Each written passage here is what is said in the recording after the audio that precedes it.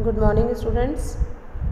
हम लोगों ने ये इसमें डेवलपमेंट ऑफ रिसोर्सेज में हमने इसकी जो मेजर प्रॉब्लम्स हैं उनको समझ लिया था, मेजर प्रॉब्लम्स को हमने देख लिया था। और अब हम इसके जो है यहाँ पर इनडिस्क्रिमिनेट इसका जो है अनइक्विटेबल डिस्ट्रीब्यूशन ऑफ रिसोर्सेज, जो ये दिया हुआ है unequitable distribution of resources has become essential for a sustained equality of life and global piece.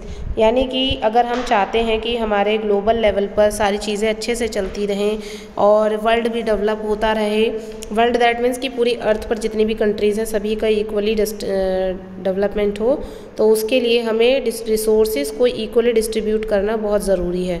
क्योंकि जब तक हम रिसोर्सेज को इक्वली डिस्ट्रीब्यूट नहीं करेंगे तो हमारी पूरी अर्थ पर जितनी भी कंट्रीज़ हैं, चाहे फिर वो डेवलप्ड हैं, चाहे वो डेवलपिंग है या लेस डेवलप हैं, तो उनमें जो पावर्टी है, अनएम्प्लॉयमेंट है, इस तरह की प्रॉब्लम्स बनी रहेंगी और हमारी अर्थ की जो कंट्रीज़ हैं जितनी भी, वो डेवलप नहीं हो पाएंगी। तो उसके लिए हमें सबसे पहले ये करना होगा कि हमें जो रिसोर्सेज हैं उनका डिस्ट्रीब्यूशन कोशिश करनी होगी कि वो इक्वल तरीके से किया जाए।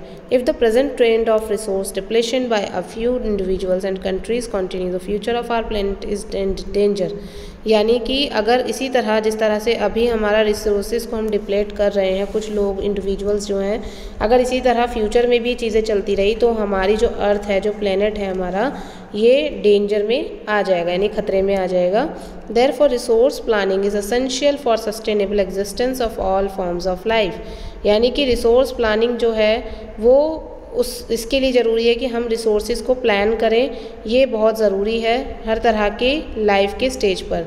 Sustainable existence is a component of sustainable development. यानी कि हमें अगर हम चाहते हैं कि इन फ्यूचर भी हम हमारे रिसोर्सेज को सही तरीके से यूज़ करते रहें, तो उसके लिए हमें सस्टेनेबल डेवलपमेंट का कॉन्सेप्ट को अडॉप्ट करना होगा, जिसके बारे में मैंने आपको लास्ट क्लास में बताया था। ये देखिए सस्टेनेबल डेवलपमेंट, ये मैंने आपको बताया था कि sustainable economic development means development should take place without damaging the environment, and ये जो है ये बहुत इम्पॉर्टेंट है। And development in the present should not compromise with the need of the future generation. ठीक है, तो सस्टेनेबल इकोनॉमिक डेवलपमेंट का मतलब है कि डेवलपमेंट ऐसा होना चाहिए जिसमें कि एनवायरनमेंट को भी नुकसान ना पहुंचाया जाए और हम डेवलपमेंट भी करते रहें प्रेजेंट में, और फ्यूचर जनरेशन की नीड्स से भी कॉम्प्रोमाइज़ ना किया जाए। इसके लिए क्या किया गया, हमने रिसोर्सेज के सही यूज़ को बनाए रखने के लिए और सस्टेनेबल डेवलपमेंट के कॉन्सेप्ट को लाने के लिए हमारी अर्थ पर एक अर्थ समिट हुआ इंटरनेशनल ऑर्गेनाइजेशन में, जिसको रियो डी जेनेरियो अर्थ समिट 1992 के नाम से जाना जाता है। इसके ऊपर एग्ज़ाम में क्वेश्चन भी आता है बच्चों कि रियो डी जेनेरियो अर्थ समिट कहाँ हुआ, कब हुआ। तो इसको हम देख लेते हैं। रियो डी जेनेरियो क्या है, कहाँ है। देखिए, in June 1992 more than 100 heads of states met in Rio de Janeiro in Brazil for the first international earth summit. यानी कि जून 1992 की बात है बच्चों, और 100 से ज़्यादा कंट्रीज़ के जो हेड थे वो रियो डी जेनेरियो नाम की एक जगह है ब्राज़ील में, जो कि साउथ अमेरिका में है, वहाँ पर मिले और पहली बार एनवायरनमेंट को लेकर, रिसोर्सेज को लेकर एक समिट हुआ, international earth Summit. The summit was convened for addressing urgent problems of environmental protection and socio economic development at the global level. यानी कि इस समिट में क्या डिस्कस किया गया, ये इंपॉर्टेंट है, इसको मार्क कर लेना आपकी बुक में। The summit was convened for addressing, यानी इसमें ये बात की गई कि एनवायरनमेंट को किस तरह प्रोटेक्ट किया जाए, सोशियो इकोनॉमिक डेवलपमेंट को ग्लोबल लेवल पर कैसे मेंटेन किया जाए। The assembled leaders signed the Declaration on Global Climatic Change and Biological Diversity। इस पर एक साइन किए सभी जितनी भी कंट्रीज़ के लीडर्स थे उन्होंने, और रियो कन्वेंशन जो है इसका endorse the global forest principle and adopted, और इन्होंने एक एजेंडा 21 को अपनाया जो कि सस्टेनेबल डेवलपमेंट की ओर कंट्रीज़ को लेकर गया। अब एजेंडा 21 क्या है ये भी देख लेते हैं। It is the declaration signed by world leader in 1992 at the UN conference on environmental and development UNCED जो है इसके एक डिक्लेरेशन साइन किया गया वर्ल्ड लीडर्स के द्वारा 1992 में रियो डी जेनेरियो समिट के दौरान ही, और यूनाइटेड नेशन कॉन्फ्रेंस में एनवायरनमेंट और डेवलपमेंट को लेकर, which took place at Rio de Janeiro Brazil. ये भी कहाँ हुआ था, जो एजेंडा ये इस पर साइन किए गए थे ये भी रियो डी जेनेरियो ब्राज़ील में ही किया गया था। एजेंडा 21 बच्चों अर्थ समिट से जुड़ा हुआ है जो रियो डी जेनेरियो में हुआ था। इट एम्स, अब इसका एम बहुत इंपॉर्टेंट है, ये प्री बोर्ड में भी आया था। It aims at achieving global sustainable development. It is an agenda to combat environment damage, poverty, disease through global cooperation on common interest, mutual needs and shared responsibilities। इसमें ये कहा गया कि एजेंडा 21 का एम ये है कि ग्लोबल सस्टेनेबल डेवलपमेंट को अचीव किया जाए और एनवायरमेंटल डैमेज, गरीबी, डिजीज़, जो ग्लोबल कॉपरेशन किया जाए, इन सब चीज़ों को ख़त्म करने के लिए।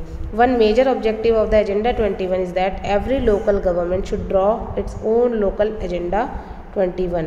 इसमें ये भी कहा गया कि किसी भी कंट्री की जो सबसे नीचे की गवर्नमेंट है, लोकल गवर्नमेंट, जिसको हम म्यूनसिपैलिटी या फिर ग्राम पंचायत भी कहते हैं हमारी कंट्री में, उस लेवल पर अलग अलग एजेंडाज हर कंट्री में बनाए जाए लोगों की नीड्स को और कंट्री की और उस जगह की नीड्स को देखते हुए। उसके बाद है रिसोर्स प्लानिंग। अब ये देखिए रिसोर्स प्लानिंग जो है, planning is the widely accepted strategy for judicious use of resources. इसमें यही बताया हुआ है कि जो रिसोर्स है ये हर जगह पर इक्वली हमें नहीं मिलते हैं। ये अगर किसी जगह पर अगर कोई मिनरल मिल रहा है तो ज़रूरी नहीं कि वो मिनरल सेम दूसरी जगह पर भी मिले। इसका एग्जाम्पल आप देख सकते हो, जैसे कि झारखंड, छत्तीसगढ़, मध्य प्रदेश, इनमें मिनरल्स और कोल डिपॉजिट्स बहुत ज़्यादा पाए जाते हैं। ठीक है, उसके बाद है अरुणाचल प्रदेश जो है, ये जो है यहाँ पर वाटर रिसोर्सेज बहुत ज़्यादा है। आपको पता है कि अरुणाचल प्रदेश में बारिश बहुत ज़्यादा होती है, तो वहाँ पर पानी की कोई कमी नहीं है, लेकिन वहाँ पर इंफ्रास्ट्रक्चरल डेवलपमेंट बहुत कम देखा जाता है। इसी तरह राजस्थान जो है वहाँ पर सोलर एनर्जी और विंड एनर्जी के बहुत, जैसे कि पोटेंशियल रिसोर्स में मैंने बताया था, तो राजस्थान में विंड और सोलर एनर्जी बनाने के चांस बहुत ज़्यादा है। और यहाँ पर भी क्या इसकी जो एक चैलेंज है, यहाँ पर भी पानी की कमी पाई जाती है। एक कोल्ड डेजर्ट है हमारा लद्दाख में है, ये जो है सबसे अलग पड़ता है। और आपको पता है कि आपने 7th में पढ़ा था, ये कोल्ड डेजर्ट है, यहाँ पर भी लैक ऑफ रेनफॉल है, लेकिन यहाँ पर लोग टूरिज़्म के लिए जाते हैं। ठीक है, और इसके अलावा आप देखोगे कि यहाँ पर कल्चरल हेरिटेज पाई जाती है। Infrastructure, some vital minerals, this call for balance resource planning at the national, state, regional and local level. अब हमारी कंट्री में अलग अलग जगहों पर अलग अलग तरह के रिसोर्सेज मिलते हैं बच्चों, और उन सब को किस तरीके से बैलेंस करना है, मैनेज करना है, लोगों के बीच डिस्ट्रीब्यूट करना है, ये जिम्मेदारी गवर्नमेंट की होती है। रिसोर्स प्लानिंग इन इंडिया, अब वही चीज़ इसमें बताया हुआ है, ये बहुत इंपॉर्टेंट है। रिसोर्स प्लानिंग इन इंडिया, हम रिसोर्स प्लानिंग जो है बच्चों एक थोड़ा सा टफ काम है, कॉम्प्लेक्स प्रोसेस है। इसमें क्या किया जाता है, अगर रिसोर्स प्लान करना है उसके लिए 3 स्टेप्स दिए हुए हैं यहाँ पर, मैं आपको बता देती हूँ। 3 स्टेप्स हैं। पहला है identification and inventory of resources across the region of the country, यानी कि रिसोर्सेज कहाँ कहाँ पाए जा रहे हैं उनको आइडेंटिफाई किया जाए। प्लान करने के लिए पहले तो देखा जाए कहाँ पर किस तरह के रिसोर्सेज पाए जा रहे हैं, उस जगह के सर्वे किया जाए, मैपिंग की जाए, क्वालिटी चेक की जाए, किस तरह के कोल मिल रहा है वहाँ पर, क्वांटिटी कितनी पाई जा रही है, उसका एस्टिमेशन देखा जाए, रिसोर्सेज को मेजर किया जाए। तो पहला तो प्लान करने के लिए हमें उसके आइडेंटिफिकेशन और इन्वेंट्री पर ध्यान देना होगा रिसोर्सेज के, कि मैपिंग कैसे करनी है, सर्वे कैसे करना है, क्वालिटी कैसे चेक करनी है।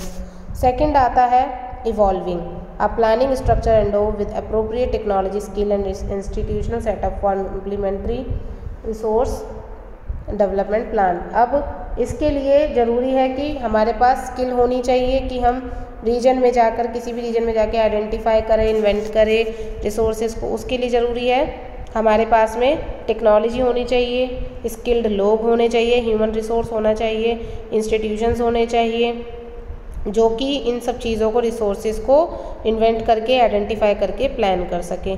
उसके बाद थर्ड है हमारा matching the resource development plan with overall national development plan.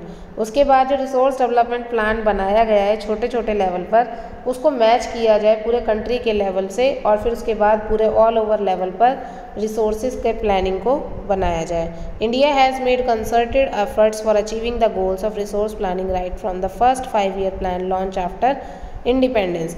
और इसी के लिए हमने 1951 में पहली बार 5-year प्लान लेकर आए, जिसमें कि हम 5 साल के लिए हमारी प्लानिंग करते थे कि किस तरीके से कंट्री का डेवलपमेंट करना है। और पहली बार रिसोर्स प्लानिंग की बात फर्स्ट 5-year प्लान में की गई थी। उसके बाद है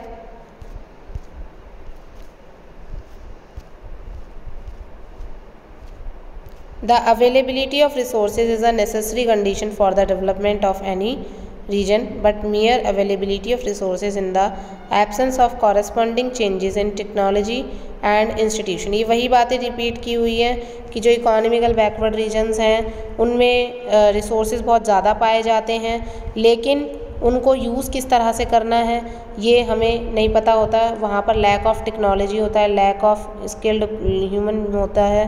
तो और कई जगह ऐसी होती हैं जहाँ पर रिसोर्सेज कम हैं लेकिन ह्यूमन रिसोर्स बहुत ज़्यादा है, टेक्नोलॉजी बहुत एडवांस है, तो वो उनका यूज़ करते हुए आगे बढ़ जाते हैं और अपने रिसोर्सेज कम रिसोर्सेज को भी अच्छे से यूटिलाइज़ कर लेते हैं। इसका एग्जांपल हम देख सकते हैं अफ्रीका के पास में रॉ मटेरियल की फॉर्म में नेचुरल रिसोर्सेज बहुत ज़्यादा है। वहाँ पर लैंड, वाटर, सॉइल ये सब चीज़ें बहुत अच्छी हैं, लेकिन उनको यूज़ कैसे करना है उसके लिए एक अच्छी टेक्नोलॉजी, स्किल्ड और ट्रेंड एजुकेटेड लोगों की कमी है।